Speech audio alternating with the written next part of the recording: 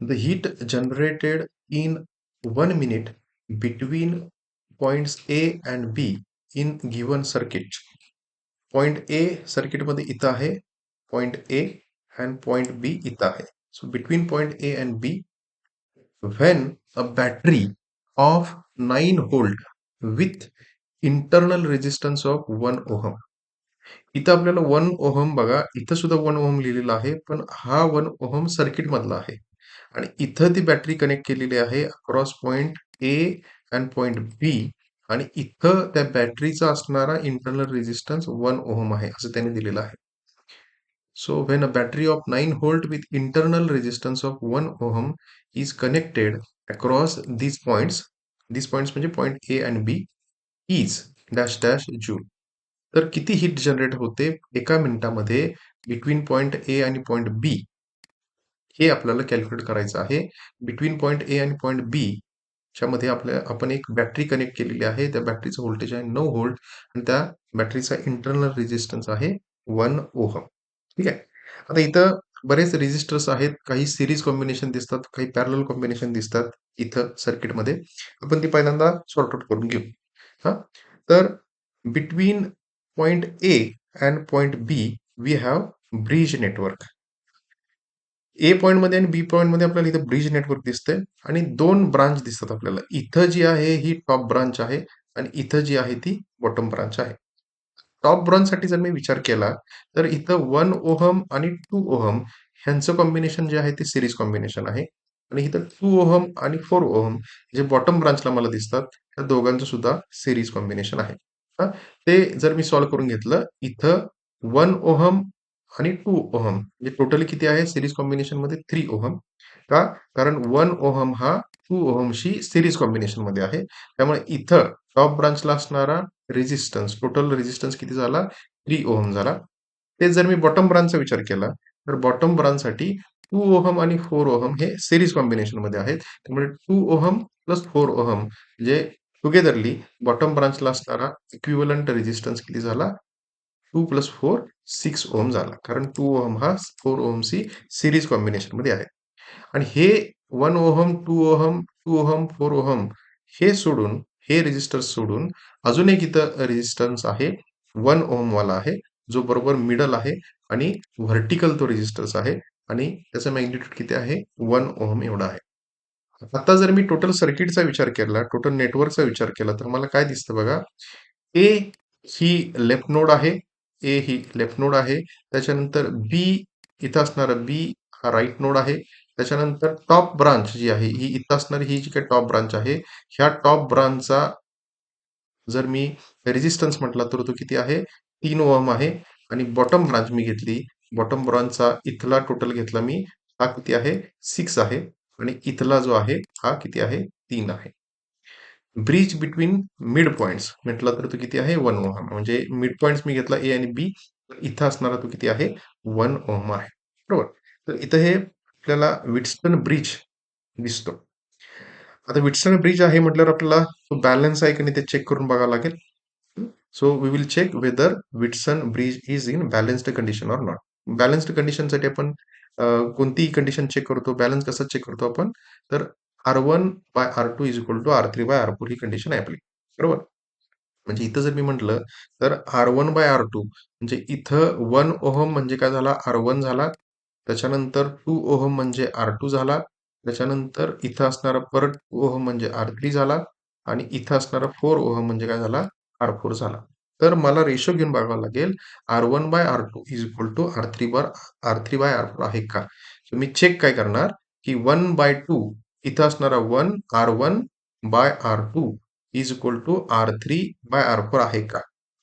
तर इथं R1/R2 म्हणजे काय? 1 ओहम बाय 2 ओहम. R3/R4 म्हणजे 2 ओहम बाय 4 ओहम. तर 1/2 whether it is equal to 2/4 आहे का नाही हे चेक करणार.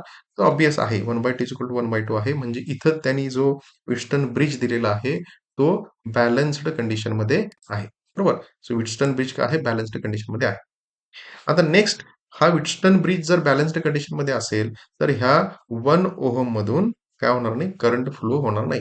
ब्रिज जर बॅलन्स्ड कंडिशनमध्ये असेल, तर 1 ओहम मधून करंट काय होणार नाही? Current will not flow through the middle 1 ohm resistance आणि करंट ज्यावरती फ्लो होत नाही त्यावरती मी त्याला काय करू शकतो, रिमूव्ह करू शकतो किंवा निग्लेक्ट करू शकतो. आता ते मी निग्लेक्ट केल्यानंतर मला आता इक्विव्हॅलंट रेझिस्टन्स फाइंड आउट करावा लागेल पॉइंट ए मधला आणि पॉइंट बी मधला. आता मी फाइंड आउट करतोय इक्विव्हॅलंट रेझिस्टन्स पॉइंट ए आणि पॉइंट बी मधला. आता इथं जर मी म्हटलं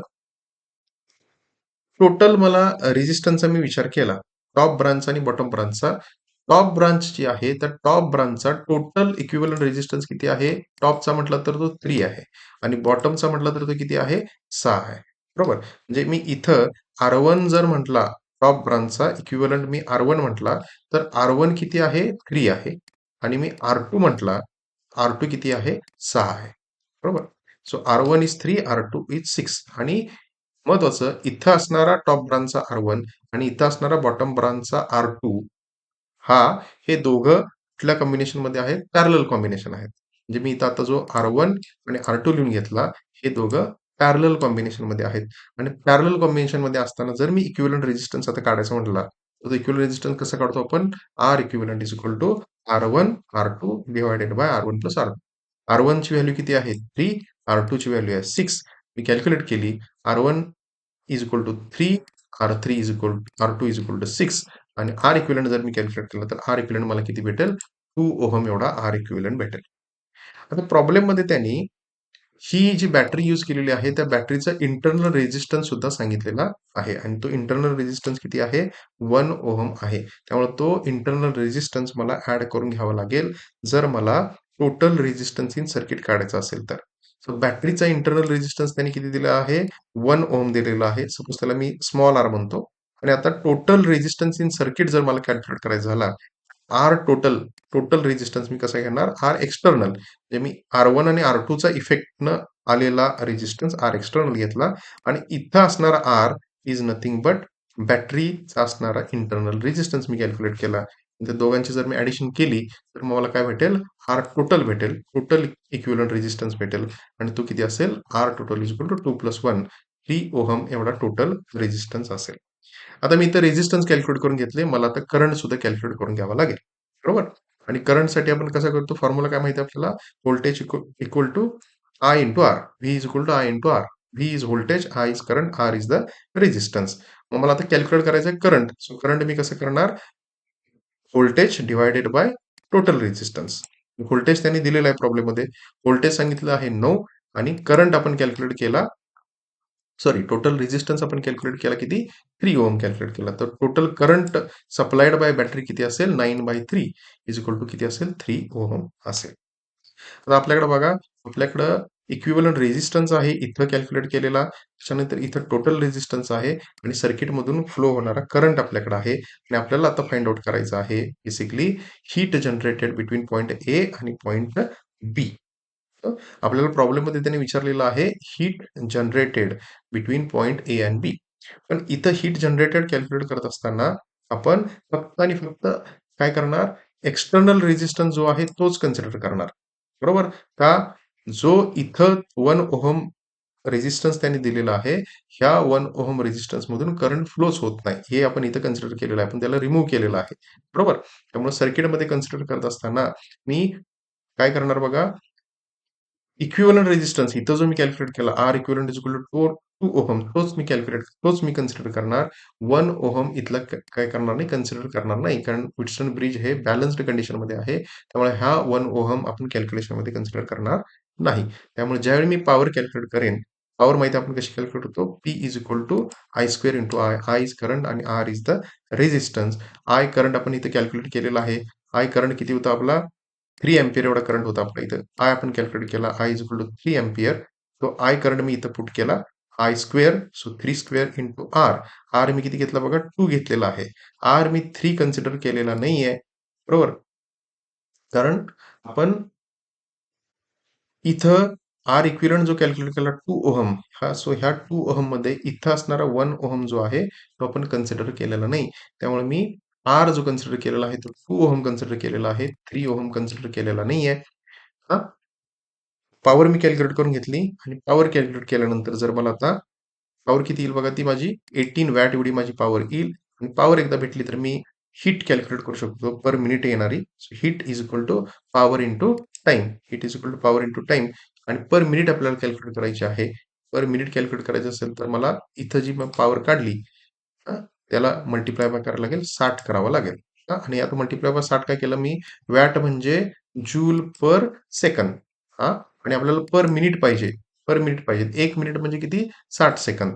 बरोबर? 1 मिनिट म्हणजे 60 सेकंद. सो सेकंद आणि सेकंद कॅन्सल होईल आणि आपल्याला काय भेटेल फक्त? जूल भेटेल. सो हीट जर मी कॅल्क्युलेट केली पर मिनिट तर ती किती असेल? 1080 जूल इतकी असेल आणि ती पर मिनिट असेल. तर दिलेल्या सर्किटसाठी हां, दिलेल्या सर्किटसाठी सगळ्यात पहिल्यांदा आपण व्हीटस्टोन ब्रिज बॅलन्स्ड कंडिशनमध्ये आहे का नाही हे चेक केलं आणि ते चेक केल्यानंतर मग आपण काय केलं, सर्किटमध्ये जाणारा करंट कॅल्क्युलेट केला आणि मग ॲट द एंड आपण हीट जनरेटेड कॅल्क्युलेट केली. सो आय होप हा व्हिडिओ तुम्हाला समजला असेल आणि आवडला असेल. आवडला असेल तर नक्की इतरांना शेअर करा. माझ्या चॅनलला लाईक करा, सबस्क्राईब करा आणि शेअर करा. थँक